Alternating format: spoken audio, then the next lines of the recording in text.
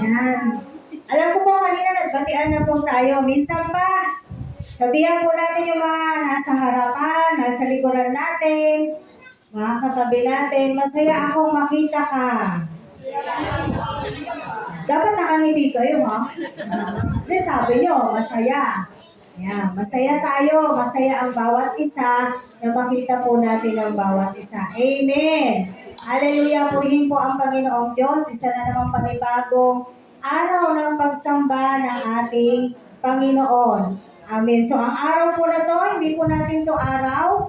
Ito po ay araw ng ating Diyos. Kaya ang binibigyan po natin ng parangal, pagpupuri sa tuwing araw ng pagsamba ay ang ating po Panginoong Jesus. Wala po tayong ibang itinataas dito. Wala tayong ibang ipinapakilala at itinatangi kundi ang ating pong makapangyarihang Diyos. Amen! Purihin po ang Panginoon. Tayo po ay manalangin na. Lord, maraming salamat sa panibagong pagkakataon, panibagong buhay, panibagong lakas, at panibagong katuruan na ipagkakaloob mo sa amin. Patuloy, O God, buksan mo ang bawat puso at bawat isip. Ipuin mo ang bawat isa. Marinig ka nila, God. Marinig nila yung salita mo. Hindi lang yung mga nasa loob, pati po yung mga nasa labas. Dalangin namin kung hanggang saan naaabot ang salita na ito, O Diyos. Nandoon, Panginoon, naniniwala kami, O God, at nagtitiwala sa iyong kapangyarihan kahit dun sa mga hindi nakakarinig, Panginoon. Patuloy na inaangkin namin ang buong lugar na to, O Diyos, ay sasamba at kikilala sa iyo. Ikaw po, Panginoon, ang magiging tunay na Diyos ng lugar na to. Purihin ka at sa bawat isa na natin ito, Panginoon, patuloy na pagharian mo po kami, O Diyos. Ang bawat isa ay may dalang kabigatan at ito po ay binibigay namin sa iyo, God. Because we cannot do anything para sa mga sarili namin. Lalo't higit, hindi namin kayang iligtas ang aming mga sarili. Kaya Lord, sa iyo namin pinagkakaloob, pinagkakatiwala ang lahat ng bagay sa araw na to, O God, maging ang lahat ng mga alalahanin, lahat ng mga kabigatan, lahat ng mga suliranin, ay pinagkakatiwala po namin sa iyo, O Diyos. Kasi alam namin, kami nasa mabuting kamay. Pag meron kaming Diyos, meron kaming ikaw, kami pong lahat ay nasa mabuting kamay. Kaya salamat po. Dakilain ka, O God, lalabas ang bawat isa ng church building na to, na taglay-taglay, hindi lang ang lakas mo, kundi ang kapangyarihan nagmumula sa iyo, at ang salita ay baon-baon ng bawat isa. Purihin ka, dakilain ka, sa pangalan ng Panginoong Hesus, ito pong aming dalangin. Amen! Amen! Hallelujah! Amen! Nakakatuwa kong tignan, marami na kayo ngayon dyan. On that side. Amen? Dati kasi, ito yung lugar na konti. Ngayon naman, nagpalit na naman kayo.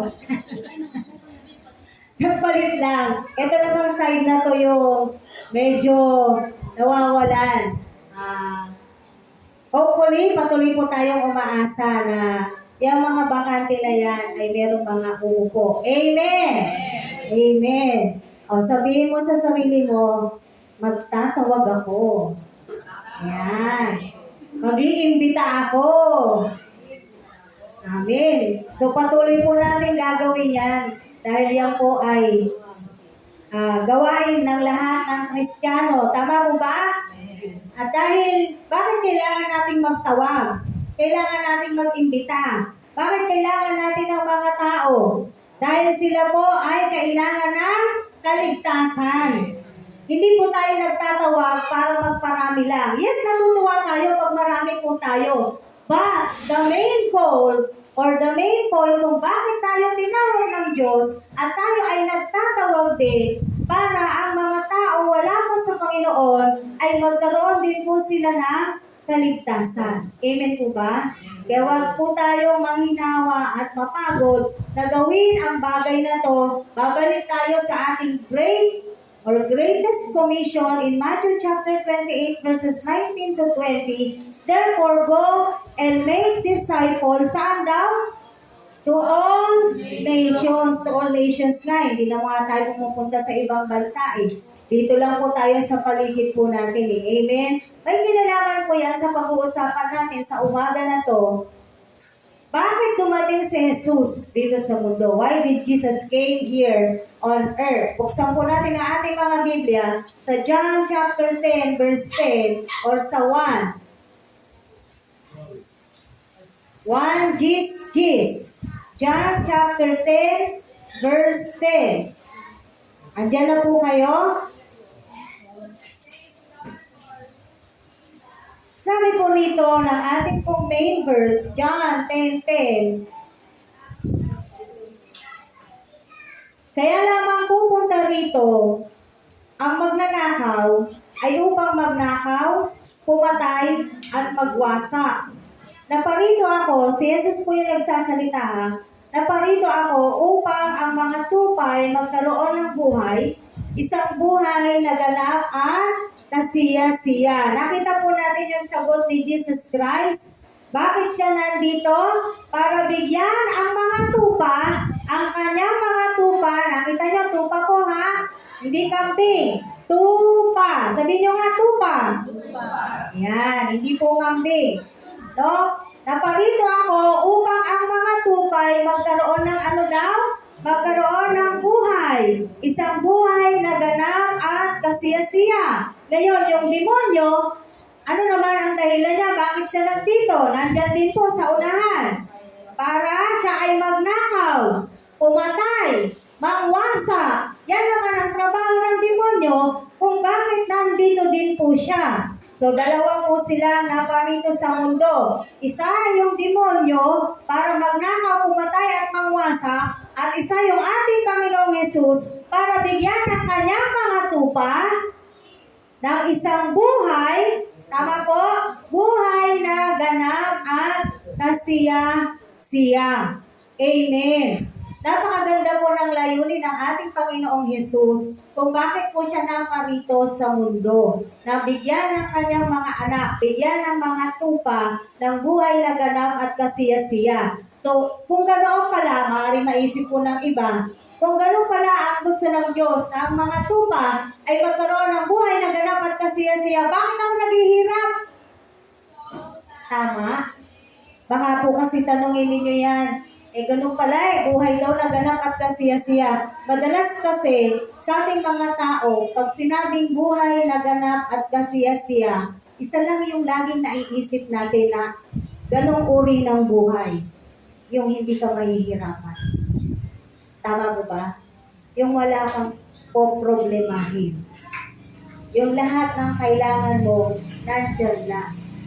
Yeah, pagka sinabing buhay na ganap at kasiya-siya, madalas ganun po yung mindsetting ng bawat tao. Pero ang sinasabi ng Biblia, pag sinabi po dito ng buhay na ganap at kasiya-siya, kapag ang isang tao o ang isang tunay na tupa ng Diyos ay nasa Panginoong Hesus, makakaranas siya ng buhay na ganap at kasiya-siya, na sa kabila ng kanyang mga nararanasan sa mundo na to, siya ay nananatili sa Diyos. At kung siya ay mananatiling tapat hanggang wakas, ang kanyang pagkakaroon ng buhay na ganap at kasiya-siya ay tatanggapin po niya doon sa kaharian ng ating Diyos. Isa lang naman ang goal natin. Tama po ba?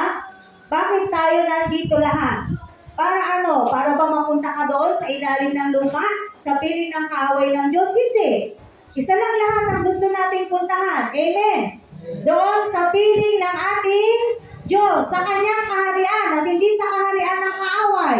So tayo po ay nananampalataya at patuloy na nakikinig ng salita ng Diyos para tayo po ay manatiling tapat. Tandaan po natin to ha. Ang sinabi sa Mateo, ang mananatiling tapat hanggang wakas ang siyang maliligtas. Maliwanag po yun. So yung katapatan po natin, dapat hanggang wakas. At nandito po ang ating Panginoong Hesus, sabi nga po dito sa ating main verse in John 10:10, para bigyan niya ng buhay na ganap at kasiya-siya ang kanyang mga tupa. John 14 verse 6, sabi po rito, alam ko po, memorize na po ng karamihan ito. Lipat lang po tayong konti. John chapter 14 verse 6.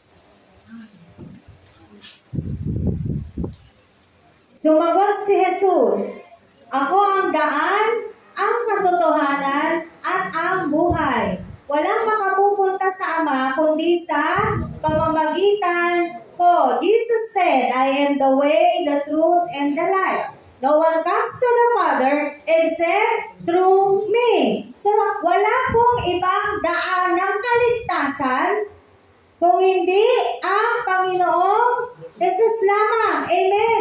Kaya nga meron po tayong awitin na one way. Narinig niyo na yon? One way, Jesus, you're the only one that I could live for. Isa lang ang daan, walang iba-ibang daan. At ang tanging daan, wala rin dating daan. Ang tanging daan at nag-iisang daan ay ang ating Panginoong Jesus. Maliwanag naman po yan na sinasabi sa Biblia. Ano pa ang dala-dala ng ating Panginoong Jesus? Ano sabi niya? Jesus said, "I am the way, the truth, and the life." Buhay pa rin. Nakita po ninyo? Buhay pa rin po ang meron sa ating Panginoong Jesus. Kaya kung papansinin po natin yung katuruan natin nung nakaraang linggo, sabi ni Joshua, pumili kayo ngayon. Sinong paglilingkuran nyo? Tama po ba? Welcome sa SCL. Si Tina. Ayan. Di ba sabi nung pinag-aralan po natin nung nakaraang linggo, pumili kayo ngayon kung sinong paglilingkuran ninyo. Yung mga Diyos-Diyosan ba ng inyong mga ninuno ninyo? O si Yahweh? Choose today whom you will serve. Nakapili na po kayo? Ha? Amen. At ito yon, pag pinili natin ang ating Diyos, na dapat lang naman. Ano pa bang hahanapin natin sa Diyos natin? Wala na. Nasa Kanya na ang lahat. Hindi yung sa kantang may kanta kasi ganong nasa Kanya na ang lahat eh. Nasa Panginoong Diyos na natin ang lahat.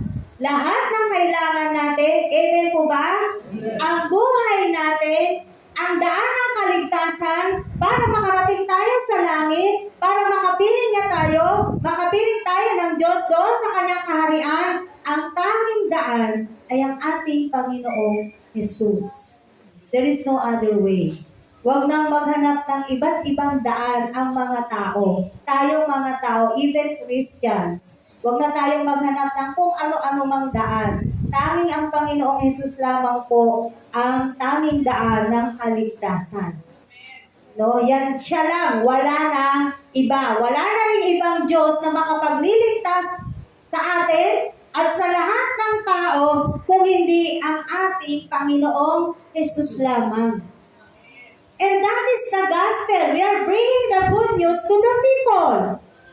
Kaya talagang pinapakilala po natin, pinapahayag natin si Jesucristo sa mga tao para malaman nila yung katotohanan. Bakit pa pumunta dito ang ating Panginoong Jesus sa mundo? Kanina sinabi niya na nandito ako, diba? Sabi niya, naparito ako upang ang mga tupay magkaroon ng buhay.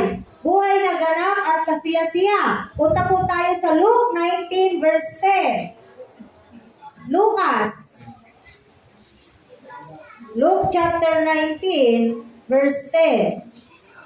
Bakit po naparito ang ating Panginoong Jesus?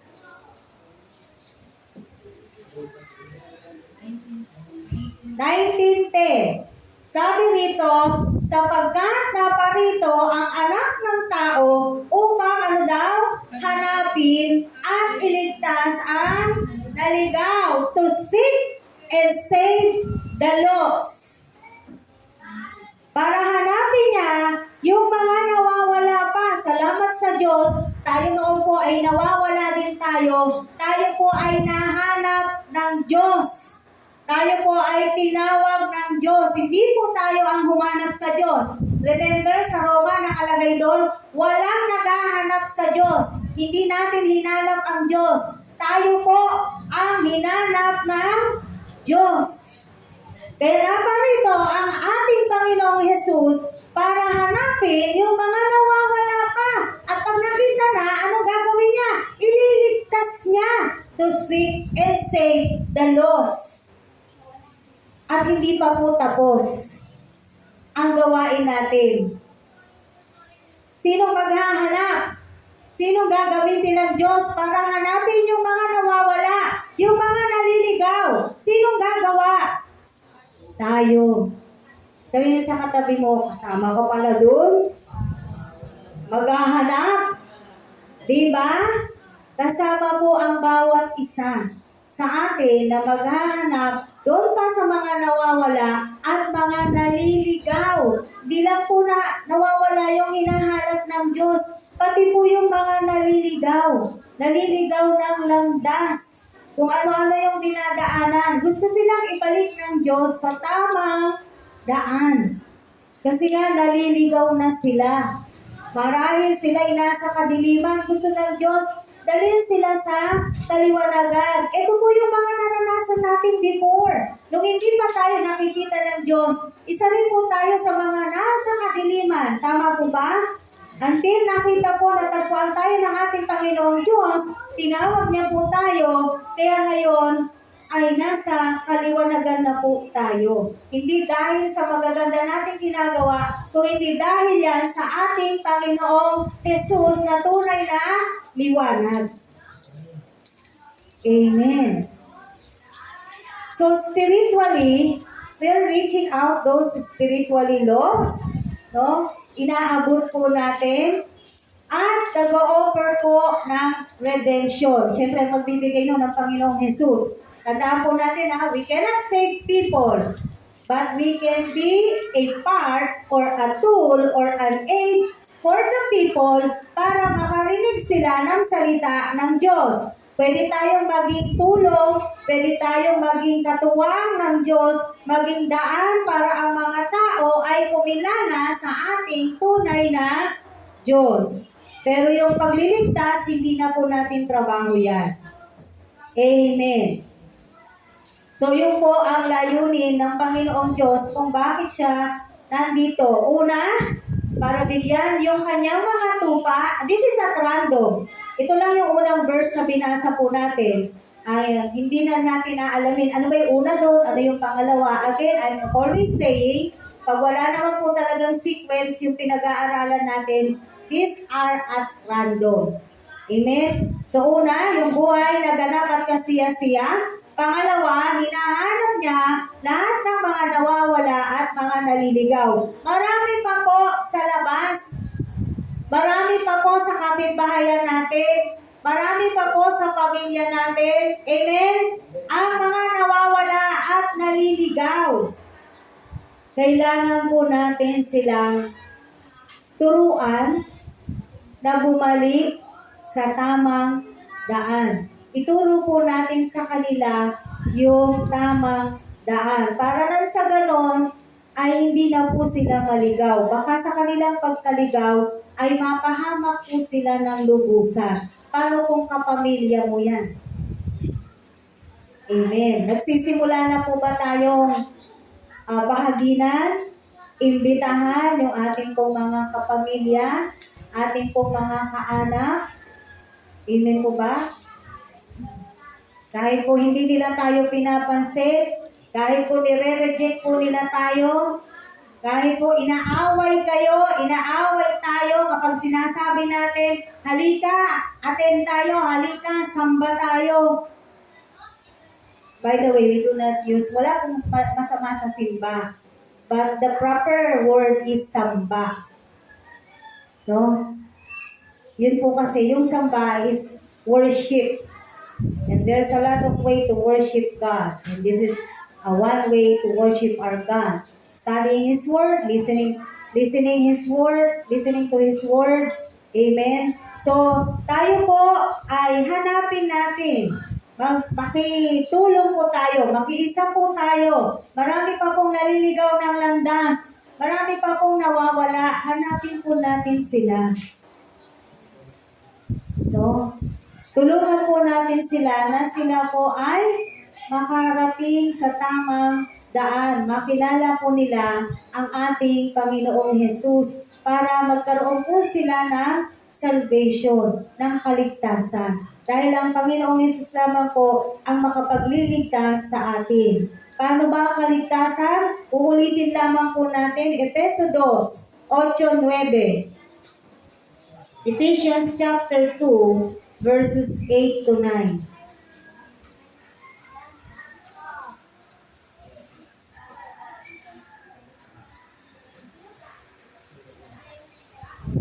Nakita na po natin, Efeso 2:8-9, sabi po rito, dahil sa kagandahang loob ng Diyos ay naligtas kayo sa pamamagitan ng inyong pananalig kay Kristo.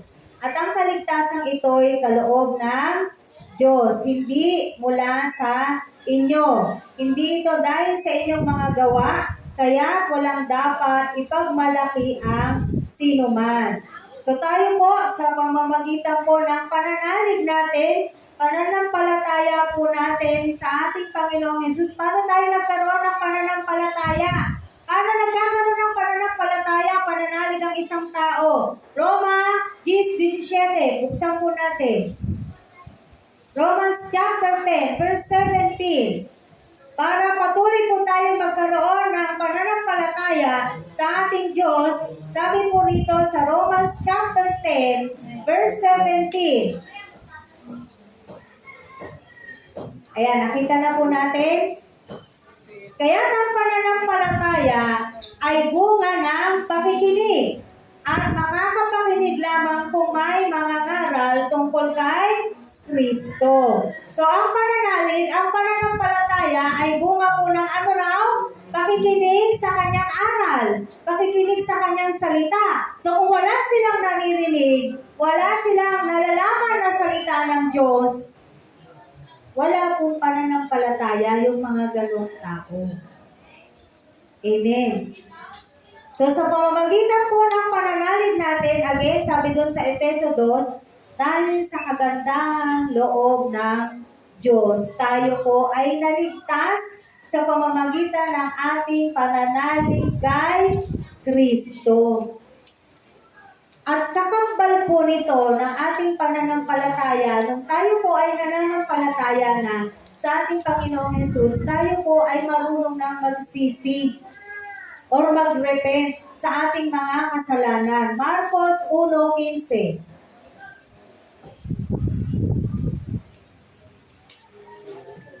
Mark chapter 1, verse 15. Sabi po rito,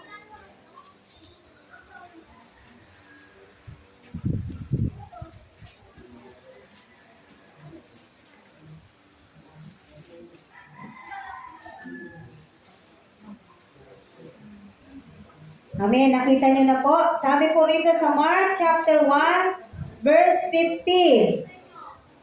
Dumating na ang takdang panahon. Ang Diyos po, ang Panginoong Yesus po nagsasalita rito. At malapit na ang paghahari ng Diyos. Pagsisihan nyo, talikdan ang inyong mga kasalanan at ano daw? Maniwala kayo sa mabuting balitang ito. Amen. So, sa ating pong pananalig, pananampalataya kay Kristo, nakikilala po natin ang ating sarili na tayo po ay makasalanan.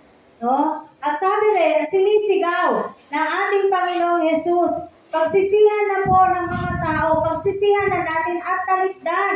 Ano ba yung talikdan? Talikuran na ang ating alin, mga kasalanan, sapagkat malapit na ang paghahari ng Diyos. Already but not yet. Amen.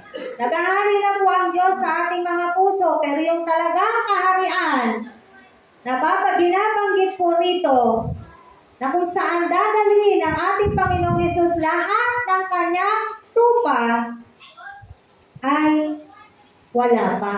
Hindi pa natin nakikita. Pero handa na. Kaya nga siya already but not yet.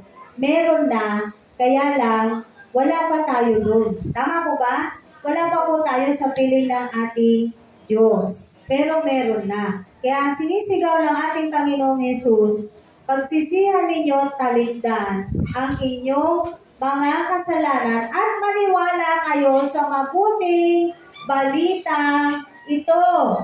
Sabi ni Jesus Christ, maniwala kayo sa good news.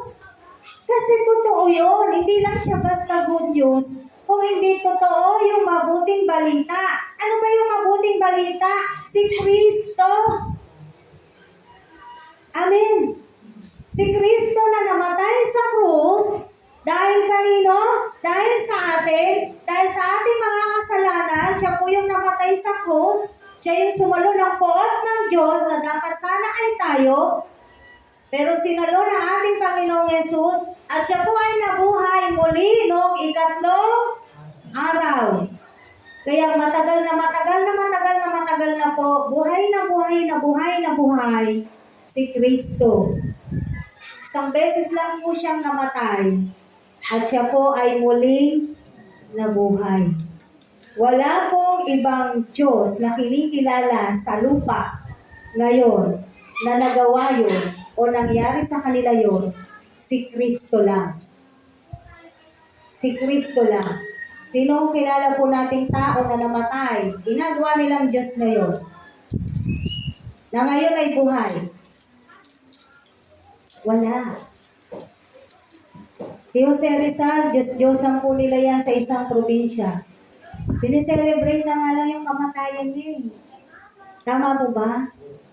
Pero hindi siya buhay. Pero ginawa nilang Diyos. Hindi ba, kasuklam-suklam po yan sa harapan ng Diyos? Na meron namang tunay na Diyos? Bakit gusto ng mga tao ng mga sinasamba? Nasa Roma po yan eh. Mas pinipili ng mga tao na sumamba sa mga taong may kamatayan. Wherein pa, we have this true God na namatay tapos buhay na buhay pa ulit. At kailanman din siya mamamatay. Nangyari lang yun, naganap lang po yun, para kanino yun? Para sa atin. Para sa atin. Amen? 1 Timothy 1:15. Unang Timoteo 1:15. Sabi po rito, 1 Timothy chapter 1, verse 15. Narito ang isang katotohanan dapat tanggapin, paniwalaan ng lahat, sabi ni Pablo. Si Kristo Jesus ay naparito sa sanlibutan. Nakita nyo, iisa lang po to, no? Upang ano daw? Iligtas sa mga makasalanan. At ako, ang pinakamasama sa lahat, sabi ni Pablo. Si Pablo, nung simula lang siya po itinawag ng Diyos, nanalig sa ating Panginoong Jesus, na ano niya yung sarili niya sa harapan ng Diyos, na napakasama ko pala, napakadumi ko pala sa harapan ng Diyos, napakamakasalanan ko pala. Ganon din po tayo eh. Pero salamat po at tayo po ay nilinis na ng ating Diyos. Pero kung titignan, sabi nga po rito, narito ang isang katotohanan dapat tanggapin, paniwalaan ng lahat. Si Kristo Jesus ay naparito sa sanlibutan upang iligtas ang mga makasalanan. Kaya sabi nga sa Mateo, yung magaling na, hindi nila kailangan ng doktor. Nabasa nyo na yun? Yung wala naman sakit, hindi nila kailangan ng doktor. Tama? Kasi kino-question po si Jesus Christ doon eh. Bakit daw siya nakikisalamuha sa mga makasalanan? Bakit daw siya sumasalo doon sa mga Pariseo? Kay Zacchaeus yata yun. Basta kino-question si Jesus Christ. Bakit ang mga kasama niya mga makasalanan? Bakit doon siya sumasama? Kung siya ay nagbabahagi ng salita ng Diyos, siya ay Diyos, siya ay Kristo, siya ay Mesaya, siya ay tagapagligtas, bakit ang kasama niya ay mga makasalanan? Sinagot sila ni Jesus Christ. Yung magaling na, hindi na kailangan ng doktor. Yung may sakit, nangangailangan ng doktor. Naunawaan niyo po yung sagot niya, di ba? No? Yung ligtas na, yung okay na sa Diyos, di okay na. Ito mga makasalanan, kaya siya nandun. Amen? Kaya siya naroon upang yung mga makasalanan na yon ay makaranas po sila ng kaligtasan. Tandaan natin bakit siya pumunta dito sa mundo. Hindi po para nagsaya. At hindi para bigyan po tayo ng mga pinapangarap natin kotse, magandang bahay. Hindi po yun ang layunin ni Kristo kung bakit siya nandito pumunta sa lupa. Hindi po yun ang layunin ng Diyos. Kaya kung hindi natin nararanasan yan, mga kapatid, wala kang kotse, wala kang magandang bahay, wala kang maraming pera, pero meron kang Kristo, okay lang. Amen po ba? Ngayon, kung pagpapalain ka ng Diyos, edi mas lalong okay. Tama po ba? Kung ibibigay po ng Diyos, edi lalong okay, lalong praise the Lord. Dahil pinagpapala ka ng Diyos. Pautang. Joke lang po. Hindi po kasi yun ang layunin ng Diyos. Kasi madalas ang tao gustong lumapit. Lalapit ako dyan kapag ang buhay ko lagi. Di ba? Titignan nila yung buhay mo. Maganda na ba buhay mo, Sister Pauline?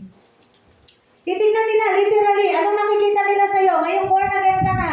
Wala naman eh. Tingnan mo nga yung bahay mo, di pa gawa. Di ba? Di ba?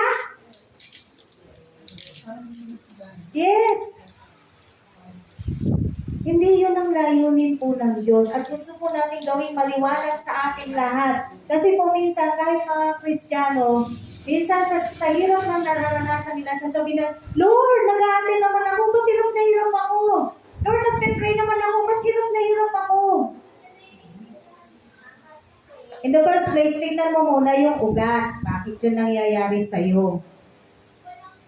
Sabi ng Biblia, all good things, perfect nga sa ibang version eh, comes from God. Amen.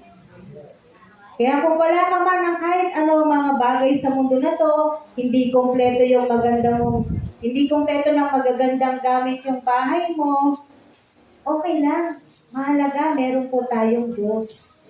Meron tayong Jesus sa puso natin. Meron tayong Jesus sa buhay natin na pinupulit, sinasamba natin at sinusunod natin na bubuhay tayo ayon sa kalooban ng Diyos. Tandaan natin palagi yung talinghaga ng mayaman at saka ni Lazarus. Dito sa lupa, at ano si Lazarus? Pulubi. Hindi naging maganda yung buhay ni Lazarus dito sa lupa. Ang kinakain niya ano? Mga mumo. Kung ano yung nahuhulog doon sa mayaman, kung ano tira-tira ng mayaman, yun ang kinakain niya. Pero pagdating ng araw, sino magandang kinalalagyan? Nung pareho na silang nawala dito sa lupa, physical death. Hindi ba mas maganda yung kalalagayan ni Lazarus? Aanin mo naman lahat ng yaman sa lupa kung pagdating ng araw, magdurusa ka naman. Tama po ba?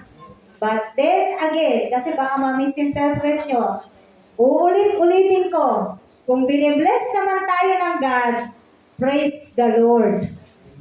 Kung hindi naman din natin maranasan yon, praise the Lord pa rin.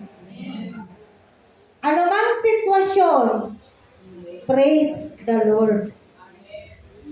Ano mang meron ng bulsa mo ngayon, praise the Lord. Anong ulam mo mamaya? Penge. Nakukuha po natin? Amen. Hindi dapat maapektuhan yung pananampalataya natin sa Diyos sa kung ano yung nararanasan nating hirap sa mundo na to or saya. Minsan sa sobrang saya din ng tao, nakakalimot din sa Diyos. Minsan sa sobrang paldo niya, hindi na rin naiisip ang Diyos. No? Pwede din po kasi yun eh.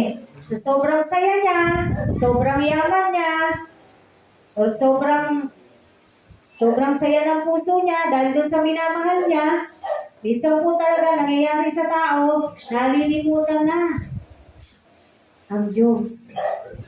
Maaalala na lang uli, pag na-broken hearted, pag nawala na ng pero yung bulsa, pag nagkasakit na, di po ba? Minsan, ganun po yung mga tao. No? Yung mga tao po na ilan, hindi ko naman po sinasabing lahat, pero usually, ang response ng mga tao ay ganoon po. Amen.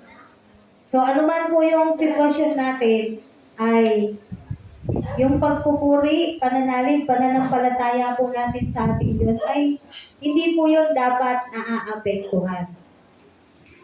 Kahit po, alam mo yun, hirap ka na, hindi rin naman yun excuse para hindi ka sumamba, hindi ka maniwala, hindi ka manalig kay Kristo.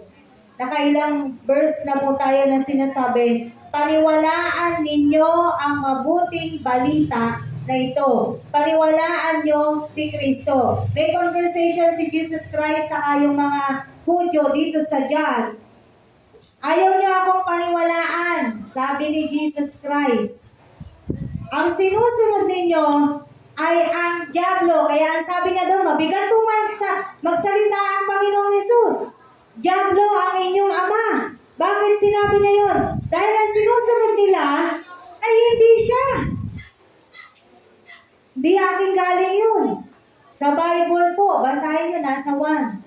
Amen? But going back to our topic, sinasabi po dito, doon sa last verse na binasa natin in 1 Timothy chapter 1 verse 15, nakakilala ni Pablo yung kanyang sarili na siya'y makasalanan sa harapan ng Diyos. At naparito ang Mesaya, naparito si Kristo para iligtas ang mga makasalanan. Amen. Kaya salamat sa Diyos, tayo po ay natagpuan ng Diyos, no? Kaya meron tayong salvation ngayon. Tayo po ay nagbe-benefit, no? So, yung mabuting balita, sabi ni Pablo, paniwalaan niyo itong mabuting balita na to. Bakit? Kasi bago nagkaroon ng mabuting balita, meron talaga pong bad news. Meron pong masamang balita. At alam po ba natin kung ano po yung bad news? Ang bad news, ito po ang bad news. Tayo po'y makasalanan lahat. Amen. Simula kay Adan, kay Eva, hanggang sa mga lahi natin ngayon, ang tao po ay makasalanan. Napag-aralan na po natin yan. By nature, we are sinners. No? We sin because we are sinner. Walang nagsabi sa'yo, talagang makasalanan ka, makasalanan ako. So tayo po ay makasalanan. Sa totoo po, ang mga makasalanang tao, kapahamakan po ang naghihintay sa atin. Kung wala pong Hesukristo na dumating sa mundo, dapat dire-diretso po tayo sa kapahamakan. Pero salamat, yun po yung bad news. Pero salamat nagkaroon ng good news. Dumating si Hesukristo. Dumating yung Mesaya. Dumating yung tagapagligtas. Kaya sinasabi ng Biblia, paniwalaan niyo yung good news, paniwalaan niyo yung magandang balita, paniwalaan niyo yung mabuting balita. Kasi siya yung daan para sa kaligtasan. Amen. So, John chapter 3, verses 16 to 21. Basahin po natin. John chapter 3, verses 16 to 21. Sabi po dito,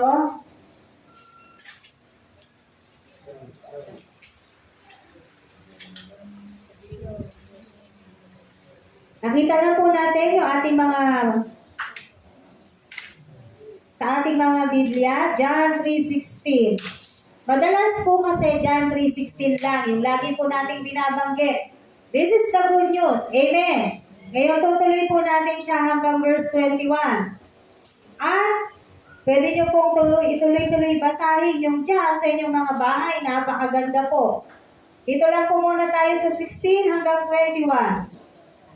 Gayon na lamang ang pag-ibig ng Diyos sa sanlibutan. Kaya ibinigay niya ang kanyang bugtong na anak. Upang, tignan niyo po ha, huwag pong putulin dun ha, upang ang sumampalataya sa kanya ay hindi mapahamak, kundi magkaroon ng buhay na walang hanggan.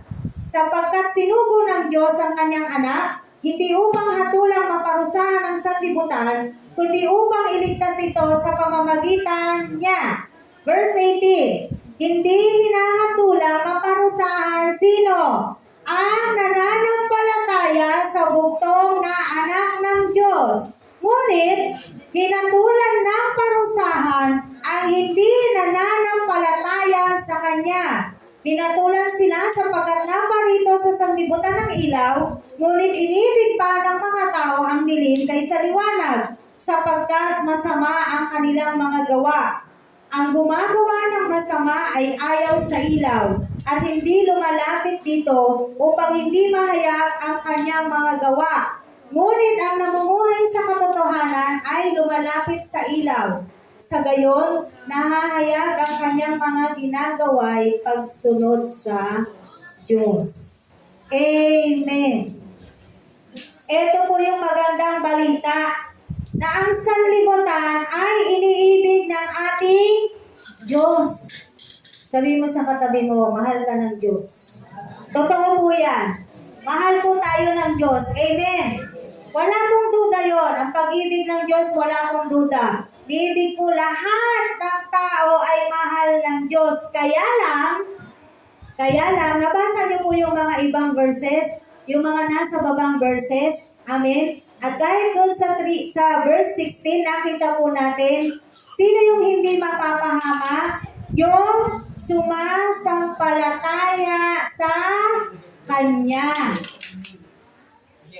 At yung pagsampalataya po, again, liliwanagin natin. Ang pagsampalataya ay hindi lang yung basta naniniwala ka kay Kristo. Tapos, hanggang ganun lang, hindi ka na sumusunod sa Kanya. Hindi po yun ganun. When you truly believe and have faith in our Lord Jesus Christ, yung mga totoong tupa, kaya lagi po natin sinasabi yung mga totoo, yung mga tunay na anak ng Diyos, yung mga tunay na sumasampalataya kay Kristo, nagkakaroon po yan ng bunga. At ano po yung bunga? Pagsunod sa Diyos. Natututunan po natin na sumunod sa ating Diyos. Amen. Hindi kasi pwedeng sumasampalataya ka lang. That is enough. Gagawin ko na kung anong gusto kong gawin. Asan yung bunga ng pananampalataya po natin? Kumbaga, yung gusto natin sabihin, the evidence of our salvation. Sabi, ang ama mo ay banal, ang anak dapat banal din. Hindi pwede mamunga ng santol ang mangga. Sabi sa Biblia. Hindi po ito galing sa akin. I'm just relaying it again and again and again and again to each and every one of us. Hindi pwedeng mamuno ng bunga ng santol ang puno ng mangga. Kung sinasabi natin ama natin ang Diyos, siyempre naman, tayo na bilang anak, makikita somehow yung pagiging anak ng Diyos. We are not perfect. Amen. Alam ng Diyos po yan that we are imperfect people. Pero magkaiba kasi yung umaayaw na sa kasalanan at saka yung mga taong nagmamahal pa rin sa kanilang kasalanan. Yung mga anak na ng Diyos, umaayaw na yan sa kasalanan. They hate sin. Yes, we commit sin. But, di ba, we hate it. Hanggang maaari, ayaw na natin. Tama po ba? Nagagalit na po tayo sa kasalanan. Pag tayo yung nakagawa ng kasalanan, anong nararamdaman natin? Nalulungkot na tayo. Nagdurugo yung puso natin. Nasasabi natin na sa ating sarili, bakit ko ba nagawa yun? And then, automatically, we ask for forgiveness to our Lord. Pero hindi yung paulit-ulit, iba yun. Yung repentance, again, pagtalikod na sa ating kasalanan. Hindi mo na yun uulit-ulitin pa. Yun nga yung lumalayo na po tayo sa kasalanan, umiiwas na po tayo sa kasalanan. Lahat po tayo rito, matanda na. What I mean matanda is, may kakayahan na pong mag-isip. Tama po ba?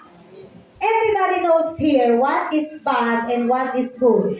Sino ba rito, except sa mga bata, sino rito sa mga edad natin ngayon, hindi pa rin naintindihan ano yung masama at ano yung mabuti? Palagay ko naman po'y wala na. Tama po ba? Kaya kung nagkakasala po tayo minsan, it's our choice. It's our decision. Minsan gusto din natin. Tama po ba? Kung nagkakasala po tayo minsan, again, yung po ay nagiging decision natin. Bakit? Kasi alam natin na yun ay mali, yun ay masama, yun ay ayaw ng Diyos, pero ginagawa pa rin natin. And I hope we're very clear, katulad po ng pinag-aralan natin last Sunday, yung syncretism, seryoso po tayo dito. Wala na po dapat paghahalo ng biblical faith sa mga ginagawa pa ng mga hindi na dapat ginagawa ng isang tunay na Kristiyano. Kasalanan din po kasi yun. Amen. At alam niyo na kung ano yung mga yun kasi binasa na po natin last time. So sabi rito sa John na binasa po natin, in John 3:16 hanggang 21, ay sinasabi diyan, lahat po ng hindi nananampalataya ay nahatulan na ng Diyos. Balik-balikan niyo po itong John. Maliwanag po na sinasabi diyan, hindi po ito galing sa akin. At yung mga nananampalataya sa Diyos, sa bugtong na anak ng Diyos, ang sabi rito sa verse 18, hindi sila hinahatulang maparusahan. Lahat ng sumasampalataya. Dahil darating po ang araw, lahat po tayo ay aharap sa ating Diyos. Nakasulat po yan sa Hebreo. Amen? God has so much love to people. Kung hindi niya po mahal ang tao, sabi nga niya dun sa prayer niya Ama, kung maaari, huwag ko tong danasin. Alam niyo bakit? Alam niya po kung gaano kahirap yung dadanasin niya. Remember, He's 100% God at that time, and at the same time, 100% man. Huwag mo sabihin hindi siya nasasaktan nung hinahagupit siya. Amen po ba? No? Pero ganun pa man, sabi niya pa rin sa kanyang panalangin doon sa Gethsemane, let your will be done. Para sa atin, siya po ay napako, naparusahan, kinutya, inuyam, sinaktan, hanggang sa pinatay, at kung ano-ano pang ginawa sa ating Panginoong Hesus. Nilibak-libak, hinamak-hamak, sabi mo, Diyos ka, ba't di mo iligtas ang sarili mo ngayon? O, hari ka pala ha, di ba? Sabi sa kanya, hari ka pala, eto corona mo. Binigyan siya ng corona, tinik.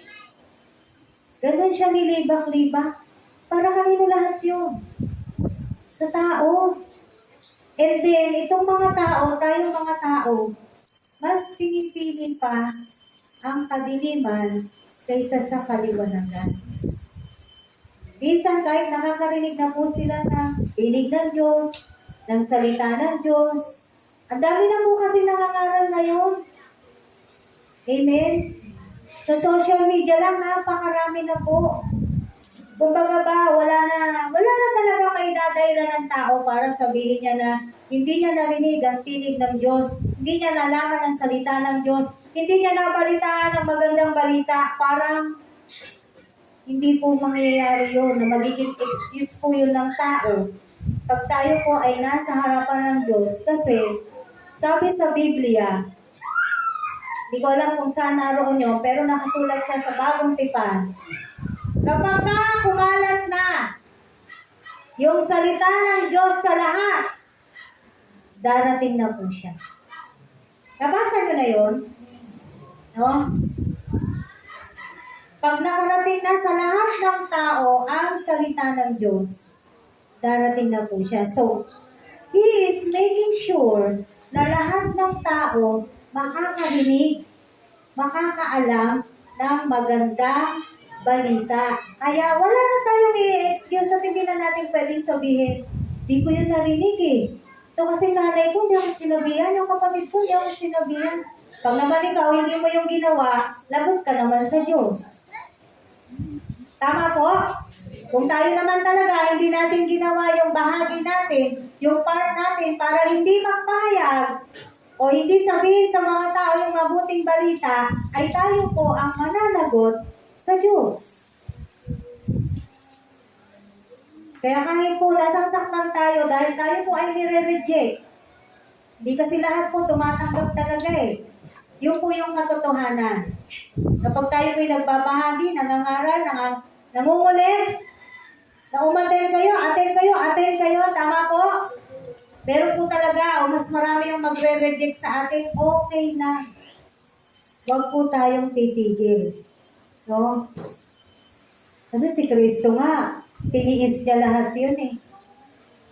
Ano ba naman yung konting hirap na gagawin natin para sa mga kapwa po natin?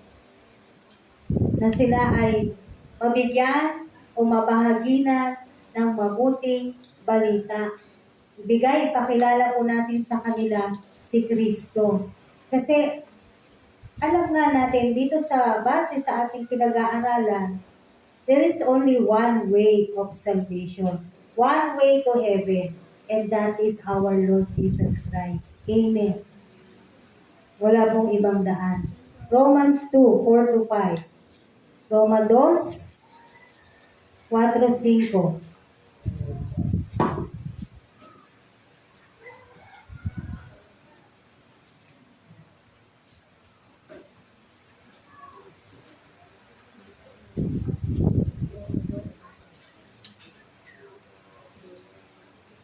Kita niyo na po? Romans chapter 2, verses 4-5. Sabi po rito,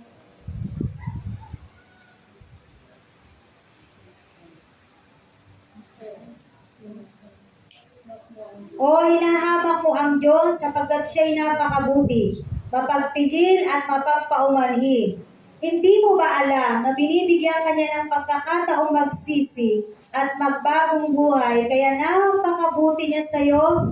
Ngunit dahil sa katigasan ng iyong ulo at di pagsisisi, pinabibigat mo ang parusang ipapataw sa iyo sa paghahayag ng puot ng Diyos sa araw ng kanyang paghatol. Amen. Maraming tao, lalo na po pag nakakaranas po sila ng kabutihan ng Diyos, sasabihin talaga nila napakabuti ng Diyos. Bakit mabuti pa rin ang Diyos sa mga tao kung sa tingin natin sila'y makasalanan, sila po ay ganito? Ito po yung dahilan. No? Pinaparanas po sa kanila ng Diyos yung kanyang kabutihan para ano? Para sila po ay magbalik loob. No? Sabi rito, diba?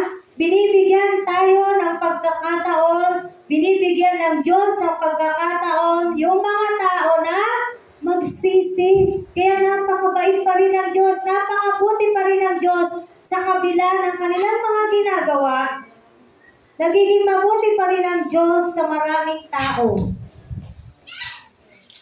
Para magsisi ang mga tao sa kanilang mga kasalanan. Amen. God has so much love. Napakadami po. Hindi na uubos po ang pag-ibig ng Diyos. Hanggang ngayon, mahal na mahal ng Diyos ang mga tao. Kaya hanggang ngayon, nagiging mabuti pa rin siya sa maraming tao. Actually, sa lahat ng tao, mabuti po ang Diyos. No? Dahil mabuti talaga siya. Thank you, Aliyah. Ito po yung sinasabi ko. Matthew 24 verse 14. Buksan lang po natin para sabihin nyo, hindi alam ni Pastora, gawa-gawa niya lang yun. Hindi po. Mateo 24:14.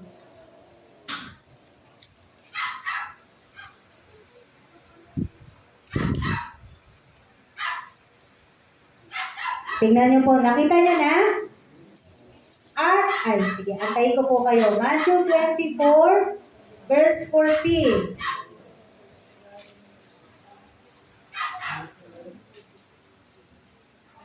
Ayan, sabi po rito, at ipangangaral sa buong sanlibutan ang alin?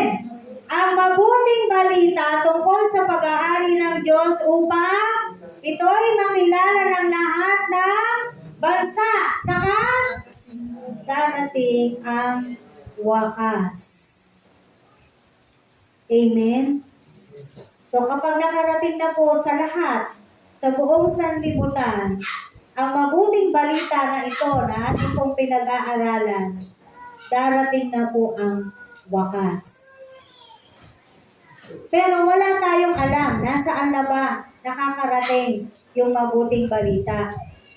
Pero ang alam natin, marami na po ang nagpapahayag ng mabuting balita. Marami na pong mga misyonaryo ngayon. Marami na po yung pumupunta sa mga napakadelikadong lugar para lang makapagbahagi sila ng mabuting balita na to. Marami na pong pumapalit ng bundok. Marami na pong tumatawid ng dagat. Para ano? Para iparating sa kanila ang mabuting balita na ito. Amen. And then, darating po ang wakas. Revelation 7 verse 10. Pahayag. 7 Gs.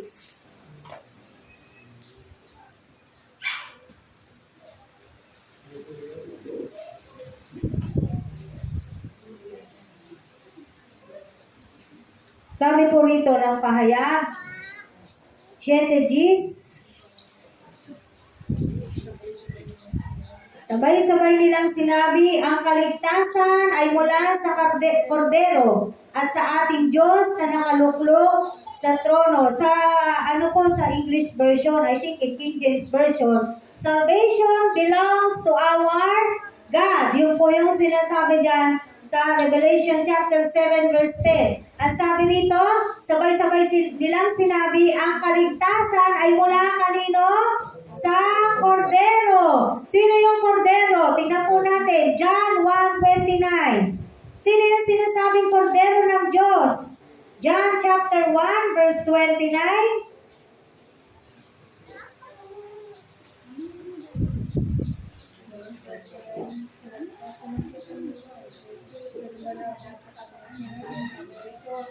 Sa mga meron pong ganitong Bible katulad sa akin, may subtitle po yan, ang Kordero ng Diyos. John 1:29, kinabukasan nakita ni Juan si Jesus na lumalapit sa kanya. Sinabi niya, narito ang Kordero ng Diyos na nag-aalis ng kasalanan ng sanlibutan. So, sino po yung Kordero? Ang ating Panginoong Jesus. Amen. Acts 4 verse 12. Gawa 4:12. Ang ating Panginoong Jesus po, siya po ang nag-aalis ng ating mga kasalanan. Siya po ang daan ng kaligtasan. Sa kanya matatagpuan ang buhay na walang hanggan. Sabi po sa Acts chapter 4 verse 12, kay Jesucristo lamang. Ito po paulit-ulit na po natin binabasa sa ating mga Bible. Kay Jesucristo lamang matatagpuan ang alin? Ang kaligtasan. Sapagkat sa silong ng langit, ang kanyang pangalan lamang ang ibinigay ng Diyos sa ikaliligtas ng tao. There is no other name but only the name of our Lord Jesus Christ para ang sanlibutan, tayong mga tao ay magkaroon ng kaligtasan. Walang ibang pangalan. A very powerful name. A very beautiful name. Jesus Christ. Napakabanal po ng pangalan ng ating Diyos. Amen. Napakabanal, napakamakapangyarihan. No? Wala pong ibang pangalan ang ibinigay sa silong ng langit kung hindi ang pangalan lamang ng ating Panginoong Hesus sa ikaliligtas nating mga tao. So, wala na tayong hahanapin pang iba. Wala ka na rin ibang tatawagin na pangalan. Only the name of our Lord Jesus Christ. Kaya dapat sa akin lang on my point of view. Again, this is my own opinion. Hindi dapat pinapangalan sa tao yung pangalan niya. Kasi pag nagalit, mumurahin. Diba? Nagigets niyo yung point? Napakabanal ng pangalan na yun. Sabi sa Biblia, huwag mong babanggitin ang pangalan ng Diyos sa walang kwenta, walang kabuluhan. Bakit? Banal ang pangalan niya eh. Diyos to. Tagapagligtas ito. Hindi ito kung sino-sino lang. O yung mga single pa, pag nagkaroon kayo ng anak, huwag na huwag kayong magpapangalan. Nag-iisa lang to. Amen? Nag-iisa lang to. Yung iba, pinapangalan nila Yeshua. The same. Yes, Yeshua. Pareho lang po yun eh. Amen? John 1:12.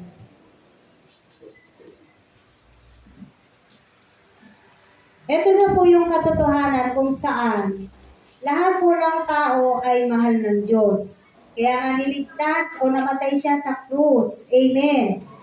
Pero nalaman natin na kung sino lang yung sasampalataya sa Kanya, yung po yung magkakaroon ng buhay na walang hanggan sa Kanyang piling. At ang tinuturing niya pong mga anak niya ay nandito po nakalagay sa John chapter 1 verse 12. Although lahat po ay nilikha ng Diyos, tayong lahat ng mga tao ay nilalang ng Diyos, hindi po lahat ay anak ng Diyos. Kaya nga sinabi ni Kristo doon sa mga kausap niya, ang ama nyo, ang dyablo, kasi ang sinusunod nyo, yung gusto ng dyablo. Amen. Kasi kung pati sila ay anak ng Diyos, hindi sasabihin ni Kristo yun. Ito po ang anak ng Diyos. John chapter 1 verse 12. Ngunit, ang lahat ng tumanggap at nanalig sa Kanya ay pinagkalooban niya ng karapatang maging anak ng Diyos. At dahil anak na ng Diyos, meron na siya rin karapatang tumawag na Ama. Ama ko. Yung binibigyan lang ng karapat. Kumbaga yung authority natin to call our Father came from God. No? Amen? At hindi po lahat ay anak ng Diyos. Sa ngayon, kung ang tao talaga po ay magbabalik loob, magsisisi, mananampalataya, susunod sa Diyos, sila po ay magiging anak din ng Diyos. Kaya napakahalaga po na ipahayag po natin sa mga tao, no? Na pero po talagang magandang balita. Sa kabila po ng napakaraming masamang balita ngayon, sa mundo natin ngayon, parang kung titignan mo, parang mawawalan ka ng, di ba? Parang wala ng pag-asa dahil sa mga kasamaan na nangyayari sa mundo. Kasi kahit mga bata ay ganito na yung ginagawa. But then again, we still have this hope because we have God. Alam natin na meron pong Diyos, totoong Diyos, hindi lang siya wishful thinking, hindi. Tunay na merong Diyos na nag-ahari sa buong mundo. Amen. Kaya, let us give our life to Jesus Christ, our Savior. Let us surrender our life to Jesus Christ. Alam niyo po yung prayer of acceptance na tinatawag po natin. No, maya-maya po, mananalangin po tayo ng prayer of acceptance. Yung pagtanggap sa pangalan ng Panginoong Hesus, ito po ay panimula lamang. Hindi ko po sinasabi na ito na yung susi. That when you pray for this kind of prayer, ay talagang sure ka na, no? For your salvation. Unless magpapatuloy ka sa journey mo bilang Kristiyano. So when we pray for this kind of prayer, ito yung panimula ng journey ng buhay mo sa pagiging Kristiyano. Amen. Unti-unti po, magkakaroon na ng mga pagbabago sa buhay natin. Unti-unti, hindi po ito instant. No? unti-unti magkakaroon na po tayo ng mga desire na talagang tayo po ay sa piling ng Diyos. Nananabik ka na sa pagsamba, nananabik ka ng manalangin, pagbasa ng Biblia. So yung journey mo sa pagiging Kristiyano hanggang sa unti-unti, lalago ka rin or magmamature ka rin or mag-grow ka rin spiritually. Pero kailangan meron kang simulan, kapatid. May panimula ang lahat ng iyon.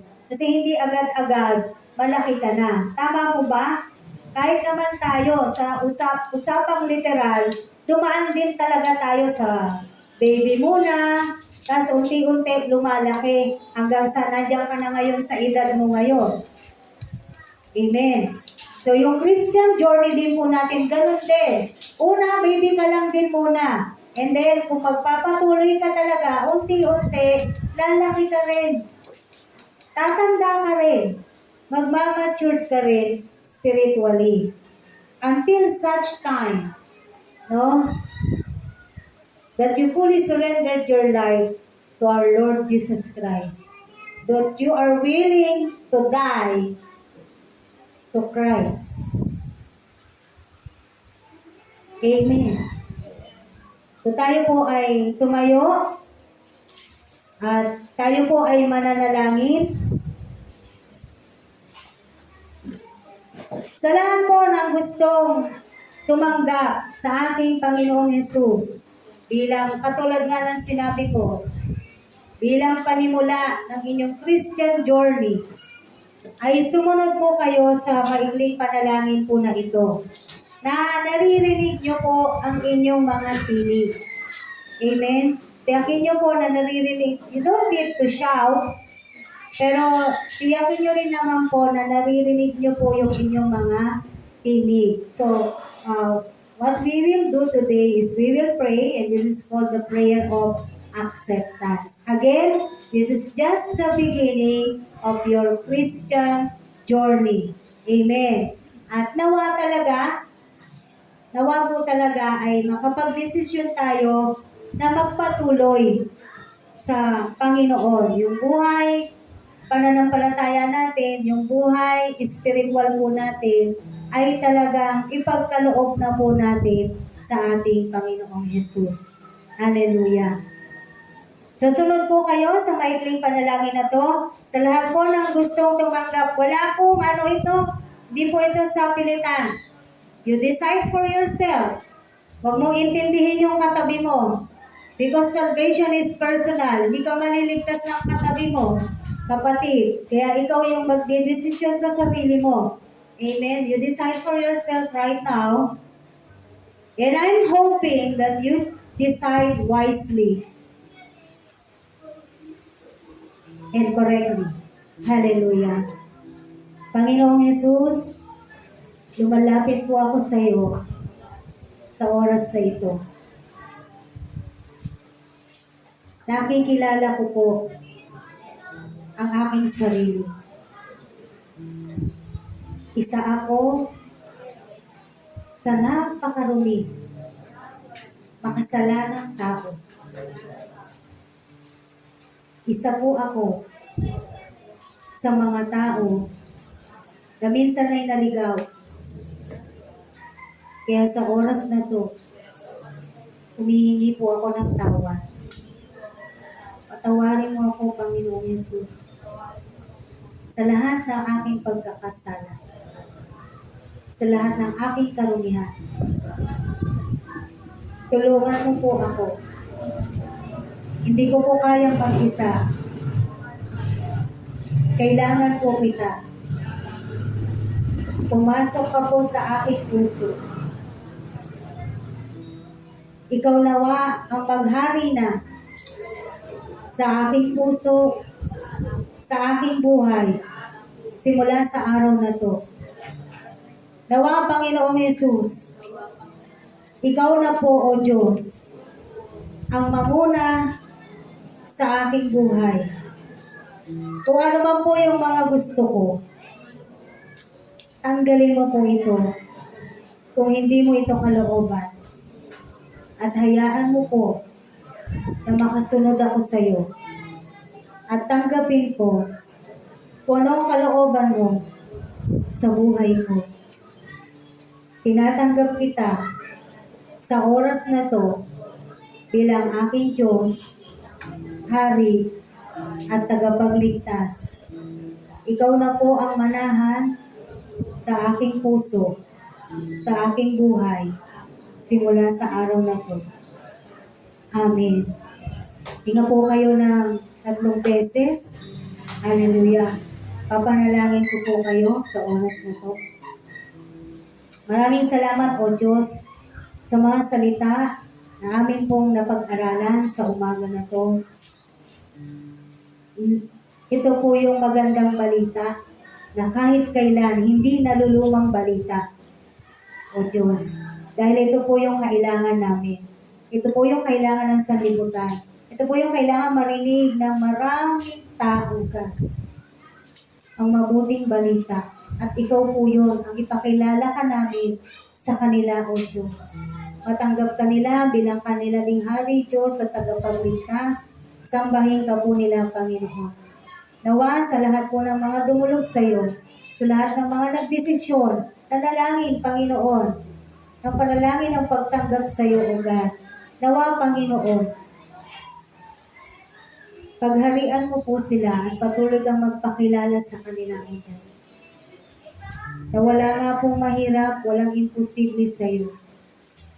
Naabutin mo ang bawat isa, Lord God. At sa anumang mga pangangailangan, tulungan mo po kami. Tulungan mo ang bawat isa, Panginoong Yesus. Pagtibayin mo po ang lahat, lalo na sa panahon ngayon. Huwag maging dahilan, anumang kahirapan, anumang kagutuman, anumang kahinaan, anumang sakit karamdaman, anumang pagsubok, o yung sobrang kasiyahan man din. Huwag maging daan ang lahat ng ito, Panginoon, kung hindi kami lumapit sa iyo. Kung hindi kami manatili sa iyo, O God. Patatagin mo ang bawat puso, bawat buhay, at patatagin mo ang mga pananampalataya meron kami ngayon sa iyo, O God. At patuloy kaming manabig sa iyong mga salita. Patuloy kaming magnais na makarinig pa, O God, ng iyong mga salita. Dahil sa pamamagitan ng aming mga pananampalataya ay lalago, at lalago, O God. At magkakaroon to ng mga bunga. Salamat po. Salamat, Panginoong Yesus. Salamat at tinawag mo kami. Salamat at nahanap mo kami. Salamat at pinili mo po kami, Panginoong Yesus, Lord God. Salamat sa dinami-dami ng mga tao, God. Isa kami sa mga natawag mo, isa kami sa mga napili mo, Panginoon. Isa kami sa mga natagpuan mo doon sa mga nawawala. Salamat po, Panginoong Yesus. Pinupuri ka po namin, dinadakila at ibinabalik sa iyo, God. Kahit kulang pa ito, God, maging ang buhay namin ay kulang pa. Pero tanggapin mo, Panginoon, ang buong pusong pasasalamat namin sa iyo. Ang buong pusong, Panginoon, paggalang namin sa iyo, Lord God, with all the reverence and respect that you deserve, our Lord Jesus Christ. We cried out holy because you are holy, God, Lord. Salamat po, Panginoon. Salamat sa buhay na ipinagkaloob mo po sa amin. Salamat sa kaligtasan na meron po kami ngayon. Salamat, meron kaming Diyos at ikaw po yun, aming Panginoong Jesus. Salamat sa lahat. In Jesus' name, Amen.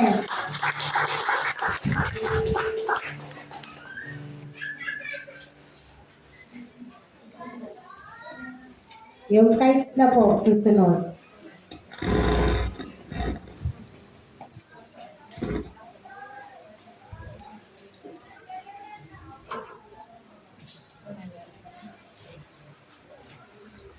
Video, meron ka lang?